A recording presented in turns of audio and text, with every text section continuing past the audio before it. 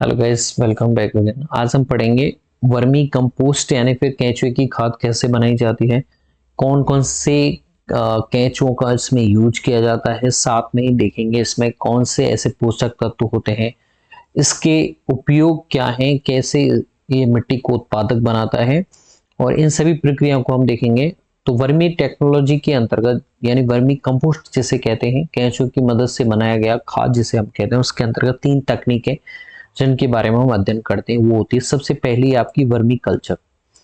तो इसमें क्या होता है, वर्मी कल्चर वह तकनीक है जिसके अंतर्गत केंचुओं का प्रजनन व रखरखाव किया जाता है। साधारण भाषा में कहें तो केंचुओं के संवर्धन को वर्मी कल्चर कहते हैं। इसमें आप केंचुओं के पोषण का ध्यान रखेंगे, उनके प्रजनन का, उनकी रखरखाव का, उनके आवास का अध्ययन करेंगे, उनका ध्यान रखेंगे, उसे आप बोलते हैं वर्मी कल्चर। एक होता है वर्मी कंपोस्टिंग। तो केंचुओं द्वारा बेकार कार्बनिक पदार्थों से जैविक खाद बनाने की प्रक्रिया को वर्मी कंपोस्टिंग कहते हैं।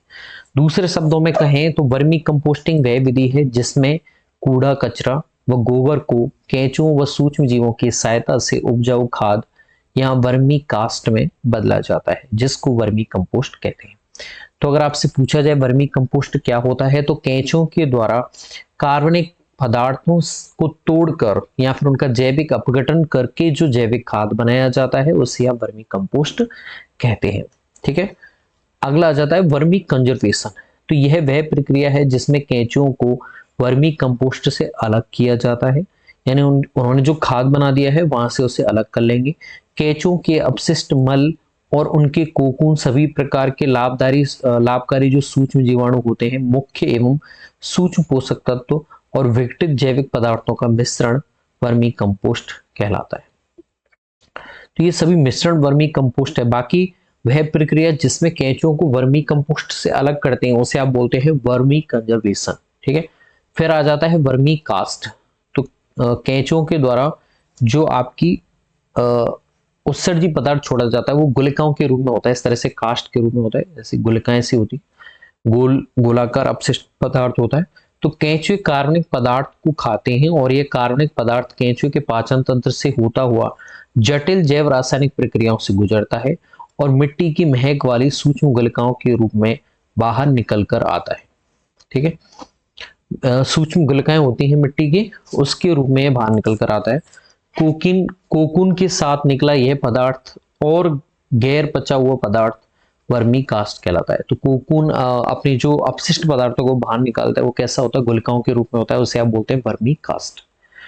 तो वर्मी कास्ट में गोबर की खाद की अपेक्षा ज्यादा मात्रा में नाइट्रोजन, फास्फोरस और पोटास होता है, और ये तीनों ही क्रांतिक तत्व हैं आपके। क्या है? क्रांतिक तत्व। ठीक है। वर्मी कंपोस्ट में नाइट्रोजन 1.75 से 2.5%, फास्फोरस 1.5 से 1.8%, 1 से 1.5% तक पोटेशियम की मात्रा पाई जाती है। इसके अलावा अगर हम देखें,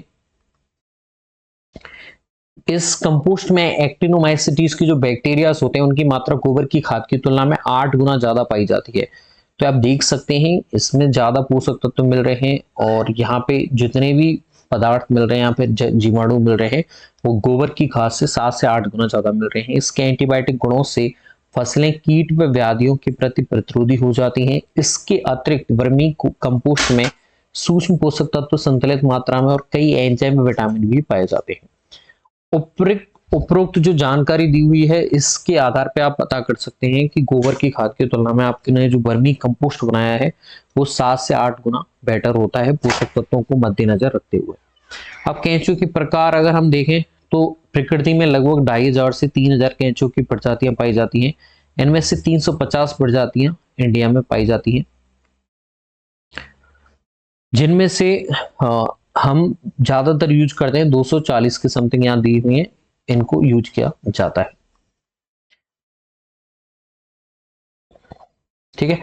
अब यहाँ पे 3 प्रकार की जातियों का हम यूज करेंगे। एक होती है एपिजिक, एक होती है एंडोसिक, और एक होती है जो मध्यम गहराई में पाई जाती है। ठीक है।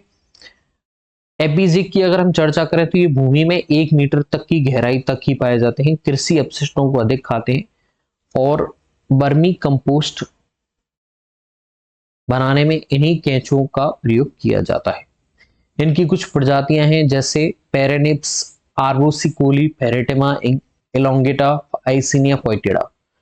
तो ये 1 मीटर गहराई तक पाए जाएंगे आपको। एंडोजिक होते हैं, ये केंचुए भूमि में गहरी सुरंग बना लेते हैं 3 मीटर से अधिक। ठीक है, तो ये सबसे ज्यादा गहराई में आपको एंडोजिक मिलेंगे। ये केंचुए कृषि अपशिष्टों को कम खाते हैं, मिट्टी को ज्यादा खाते हैं। ये किस्म जल निकास में उपयोगी होती है। फिर इन दोनों के बीच में कहीं पाए जाते हैं, यानी कि 1 मीटर से 3 मीटर के बीच में जो पाए जाते हैं केंचुए की प्रजातियां, वो होती है डायोसिक केंचुए, जो 1 से 3 मीटर की गहराई पर रहते हैं और दोनों प्रजातियों के बीच में श्रेणी में पाए जाते हैं। राजस्थान में अगर हम बात करें तो आइसिनिया फोइटिडा प्रजाति के केंचुए जो होते हैं वो सबसे उपयुक्त पाए गए हैं।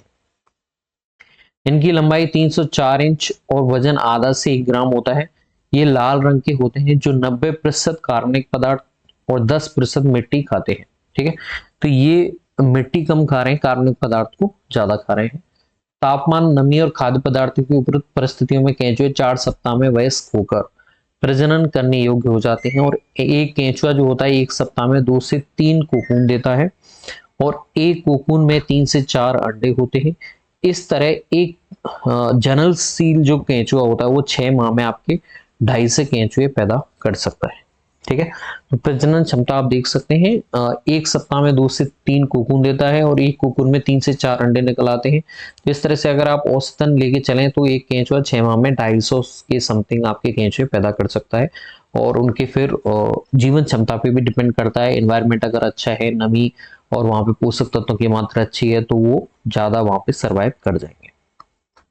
फिर हम आ जाते हैं इसको बनाने की विधि। तो इसको बनाने के लिए ऐसे स्थान का चुनाव करते हैं जो ऊंचा हो, छायादार हो। ठीक, पानी भरा हो, अगर ऊंचा होगा तो उसमें पानी नहीं भरेगा, छायादार होगा तो केंचुए जो ज्यादा एक्टिव सील होते हैं, यहाँ पे जो क्रियाशील होते हैं वो कम प्रकाश में होते हैं। तो अगर आप वहां पे अगर आप पेड़ नहीं लगे हुए हैं तो आप क्या कर सकते हैं, वहां पे छप्पर नुमा आकृति दे सकते हैं और ज्यादा से ज्यादा पेड़ लगा सकते हैं। और छप्पर नुमा आकृति दे देंगे तो उससे भी आपके वहां पे प्रकाश नहीं पहुंचेगा, क्योंकि अगर ज्यादा प्रकाश होगा तो आपके केंचुओं की डेथ हो सकती है, अधिक प्रकाश वो सहन नहीं कर पाते हैं, अंधेरे में अधिक क्रियाशील रहते हैं। प्रजनन और खाद के निर्माण के लिए 30% नमी चाहिए होती है। 25 से 30 डिग्री सेल्सियस तापमान इनके लिए आवश्यक होता है।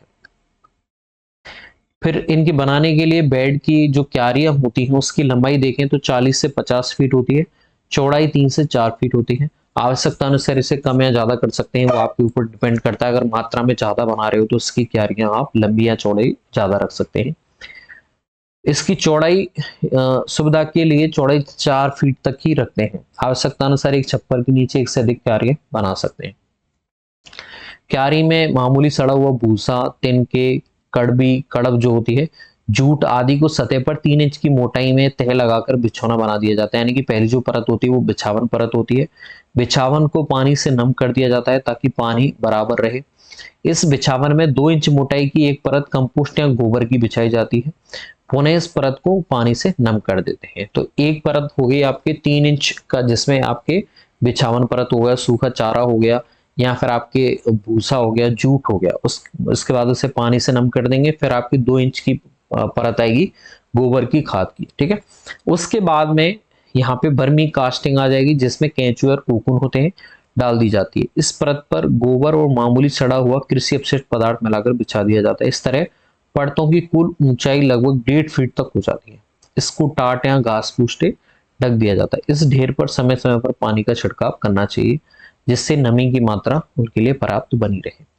उचित परिस्थितियों में वर्मी कंपोस्ट 2 महीने में तैयार हो जाता है। तैयार हो जाने पर पानी का छिड़काव बंद कर देते हैं, जिससे केंचुए क्यारी में नीचे की तरफ में चले जाते हैं और इसके बाद ऊपर से वर्मी कंपोस्ट को इकट्ठा कर लिया जाता है। ये एक बेसिक तरीका है। और अब हम आगे बढ़ते हैं, इसमें पोषक तत्वों की मात्रा देख लेते हैं। इसकी सबसे पहले हम इसके लाभ देख लेते हैं। देखिए, वर्मी कंपोस्ट जो होता है वो देसी खाद की तुलना में अधिक श्रेष्ठ किस्म का होता है। इसमें गोबर खाद की तुलना में पोषक तत्व ज्यादा पाए जाते हैं। अगला बात करें तो ये इसके उपयोग से मृदा की जल धारण क्षमता बढ़ती है, यानी कि वाटर रिटेनिंग कैपेसिटी इसकी बढ़ जाती है। और पानी आपकी जल की सतह पे ऊपर नहीं रहेगा, क्योंकि जो केंचुए होते हैं वो भूमि को क्या कर देते हैं, परफोरेट करते हैं, छिद्रित करते हैं। तो पानी आपकी गहराई में नीचे तक जाएगा, जो मूल रोमों तक पहुंच जाता है। ऊपर जमा हुआ पानी कोई काम का नहीं है प्लांट के लिए। ठीक है, तीसरा है वर्मी कंपोस्ट में एक्टिनोमाइसिटीज की मात्रा देसी खाद की तुलना में 8 गुना अधिक होने से फसलों में रोग प्रतिरोधकता बढ़ जाती है। वर्मी कंपोस्ट के उपयोग से खेत में ह्यूमस की मात्रा बढ़ जाती है। ह्यूमस से कार्बनिक पदार्थ है तो ओबेसी ह्यूमस की मात्रा भी बढ़ती है। अगर ह्यूमस बढ़ रहा है तो आपकी क्या बढ़ेगी, उत्पादकता बढ़ेगी। और अगर छिद्रित हो रही है मिट्टी तो वहां पे आपकी सूक्ष्म जीवों की संख्या भी बढ़ेगी, क्योंकि वहां पे जल और वायु संचार दोनों अच्छे से हो रहे हैं। वर्मी कंपोस्ट के उपयोग से खेत में खरपतवार और दीमक का प्रकोप कम हो जाता है। केंचुए ऑक्सिन और साइटोकाइनिन जो प्लांट हार्मोन होते हैं, ग्रोथ हार्मोन, उनका स्राव करते हैं, जो पौधों की वृद्धि और रोग प्रतिरोधी क्षमता बढ़ाते हैं। वर्मी कंपोस्ट टिकाऊ खेती के लिए बहुत महत्वपूर्ण है तथा ये जैविक खेती की दिशा में एक नया कदम है। इसकी प्रयोग की विधि की बात करें तो विभिन्न फसलों में इसका अलग अलग प्रयोग किया जा सकता है। सब्जी वाली फसल है तो वहां पे आपको अनाज वाली फसल की तुलना में ज्यादा यूज करना पड़ेगा, दुगना यूज कर सकते हैं। खेत की तैयारी के समय भी 2.5 से 3 टन प्रति हेक्टेयर की दर से प्रयोग कर जुताई कर दिया जाता है। खाद्यान्न फसलों में 5 से 6 टन प्रति हेक्टेयर दिया जाता है, जबकि सब्जियों में 10 से 12 टन प्रति हेक्टेयर वर्मी कंपोस्ट, यानी कि जस्ट उल्टा उपयोग किया, जस्ट दुगना यूज किया जाता है सब्जियों में। ठीक है, कोई सा भी कंपोस्ट ले रहे हैं वो हमेशा सब्जियों में आपको ज्यादा देना पड़ेगा। इसका उपयोग बुवाई के समय ऊर कर भी कर सकते हैं। इसके बाद में कुछ फसलें दी हुई हैं जिनके आप देख सकते हैं अधिक मात्रा में कौन कौन सा लेना है। चलिए हम देख लेते हैं इसका डायग्राम, किस तरह से आप वर्मी कंपोस्ट के लिए बिछावन की परत है, ये केंचुए का डायग्राम हो जाता है और इस तरह से आप क्यारियां बना सकते हैं। ये जो क्यारियां आपको दिखाई दे रही हैं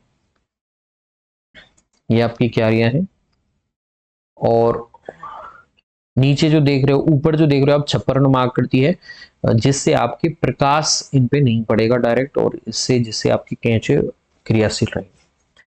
तो ये हो गया आपका वर्मी कंपोस्ट और इसकी बनाने की विधियां। I hope you will get it. I will be meeting you with my next topics. Thanks.